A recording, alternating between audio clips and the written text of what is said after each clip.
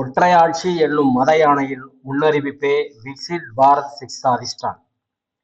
அடுத்த அஸ்திரத்தை ஆயுதத்தை கையில் எடுத்திருக்கிறது RSS பாஜக ஒன்றிய அரசு. விக்சித் பாரத் சிக்ஷா அதிஷ்டான் கடந்த ஆண்டு டிசம்பர் 15ஆம் தேதி அறிமுகப்படுத்தப்பட்ட சட்ட வரைவுதான் என்றாலும் இந்த மழைக்கால கூட்டத்தொடருக்குள் நிறைவேற்ற வேண்டும் என்ற முனைப்போடு காய்களை நகர்த்துகிறதாம் ஒன்றிய அரசு.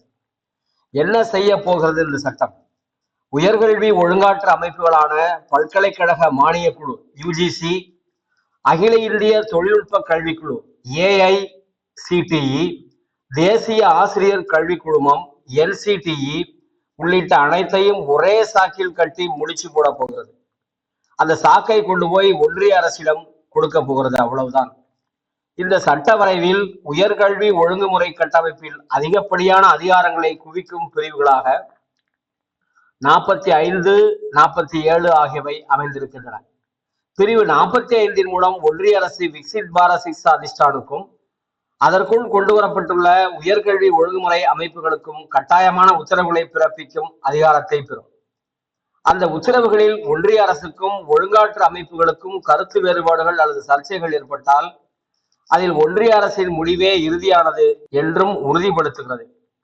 மேலும் இந்த சட்ட வரைவின் பிரிவு 47 இந்த ஆணையத்தையோ உயர்கல்வி ஒழுங்காற்று அமைப்புகளையோ 6 மாதங்கள் வரை இடைநிறுத்தவும் அவற்றின் செயல்பாடுகளை நிறுத்தி தன்வசப்படுத்தவும் ஒன்றிய அரசுக்கு அவசர அதிகாரங்களை வழங்குகிறது. அத்துடன் இந்த கால அளவை மேலும் 6 மாதங்களுக்கு நீட்டிப்பதற்கான வாய்ப்பையும் இது அளிக்கிறது. ஆக மொத்தம் ஓராண்டுக்கு முழுமையான கட்டுப்பாட்டை ஒன்றிய அரசால் வைத்துக் கொள்ள முடியும்.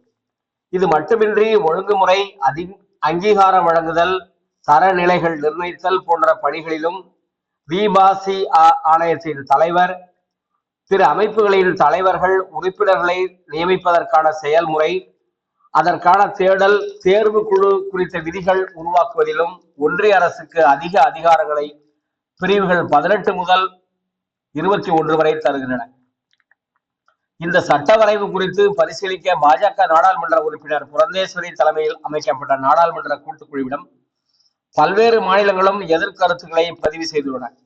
அதில் ஆந்திரா, மத்திய பிரதேசம், மேகாலயா உள்ளிட்ட பாஜக கூட்டணியினர் ஆளும் மாநிலங்களும் எதிர்ப்பை பதிவு செய்துள்ளன. நியமன நடைமுறையில் வெளிப்படைத்தன்மையும் சுதந்திரமும் இல்லை. தலைவரை தேர்ந்தெடுப்பதற்கான தேடல் குழுவில் ஒன்றிய அரசால் பரிந்துரைக்கப்பட்டவர்களே ஆதிக்கம் செலுத்துவதும் அதில் ஆசிரியர்கள், பல்கலைக்கழக சங்கங்கள், மாநில அரசுகள், நாடாளுமன்றம், நீதித்துறை ஆகியவற்றின் பிரதிநிதிகள் என்று எவரும் இல்லை.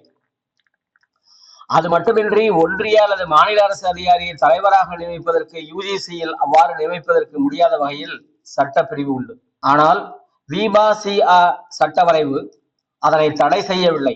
எனவே கல்வியாளர்கள் அல்லாத தங்களுக்கு சாதகமான அதிகாரிகளை ஒன்றிய அரசால் தலைவராக்கிவிட முடியும், ஆபத்து உண்டு என்று பல மாநிலங்களும் அதன் கல்வியாளர்களும் சுட்டிக்காட்டியுள்ளனர். இதைவிட மோசம் என்ன தெரியுமா? ஒழுங்காற்றுதல், அங்கீகாரம் வழங்குதல், தர நிர்ணயம் போன்றவற்றுக்கான அமைப்புகளில் அனைத்து மாநிலங்களுக்கும் யூனியன் பிரதேசங்களுக்கும் சேர்த்து ஒரே ஒருவர் மட்டும் பிரதிநிதியாக இருப்பாராம். அவரும் சுழற்சி முறையில் மாநிலங்களிலிருந்து தேர்ந்தெடுக்கப்படுவாராம். ஒட்டுமொத்தமாக மாநில அரசுகளின் குரலை கல்வித்துறையில் நசுக்கும் வேலை இது. மாநில பட்டியலில் இருக்கும் ஒரு பிரச்சனையில் ஒன்றிய அரசுக்கு அதிக அதிகாரங்களை வழங்கும் வகையில் இச்சட்டத்தின் பிரிவு 4 அமைந்திருப்பதும் எதிர்ப்பை கிளப்பியிருக்கிறது. கல்வி நிறுவனங்களை உருவாக்கவும், வரைமுறைப்படுத்தவும், கலைக்கவும் உள்ள அதிகாரங்களை ஒன்றிய அரசு கைப்பற்ற முயற்சிக்கிறது என்று குற்றம் சாட்டுகிறார் காங்கிரசின் திக்விஜய் சிங்.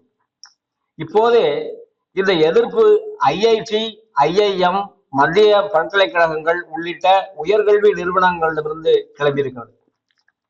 இந்த விக்சித் பாரத் சிக்ஷா அதிஷ்டானமிருந்து தங்களுக்கு மட்டும் விதிவிலக்கு வேண்டுமாம். அவை மட்டும் எப்போதும் நெய்யில் பொறித்தவை போலும். முன்பு நீட் தேர்விலிருந்து எய்ம்ஸ் உள்ளிட்ட 7 மருத்துவக் கல்லூரிகளுக்கு மட்டும் விதிவிலக்கு இருந்ததை போல இந்திய அரசியல் அமைப்பின் சட்டத்தின்படி கல்வி மாநில பட்டியல் இருந்தது. அவசர நிலை காலத்தில் ஒத்திசைவு பட்டியலுக்கு கொண்டு செல்லப்பட்டது. ஒழுங்காற்றுகிறோம், நெறிப்படுத்துகிறோம், தரம் உயர்த்துகிறோம் என்று விதவிதமாக காரணங்களை சொல்லி அதை ஒன்றிய அதிகாரத்துக்கு உட்பட்டதாக ஆக்குவதற்கு மேற்கொள்ளப்படும் பல்வேறு சூழ்ச்சிகளுள் முத்தாய்ப்பான ஒன்றுதான் இந்த சட்ட வரைவும். நாடாளுமன்றம் கூடவிருக்கிறது. இந்த சட்டத்தின் ஆபத்தையும் ஒற்றையாட்சியை கொண்டு வருவதற்கான முன்னறிவிப்பாக வரும் இத்தகைய மணி ஓசைகளையும் அடையாளம் கண்டு கடும் கண்டனம் எழுப்பி இந்த சட்டத்தை நிறைவேற்ற விடாமல் தவிர்க்க வேண்டியது அவசியமாகும். இவ்வாறு விடுதலை ஏட்டில் தலையங்கம் தெரிவிக்கிறது. அறிவுச்சுடர் வலைக்காட்சிக்கு நீங்க சப்ஸ்கிரைப் பண்ணலாம், மறக்காம சப்ஸ்கிரைப் பண்ணுங்க. வணக்கம், நன்றி.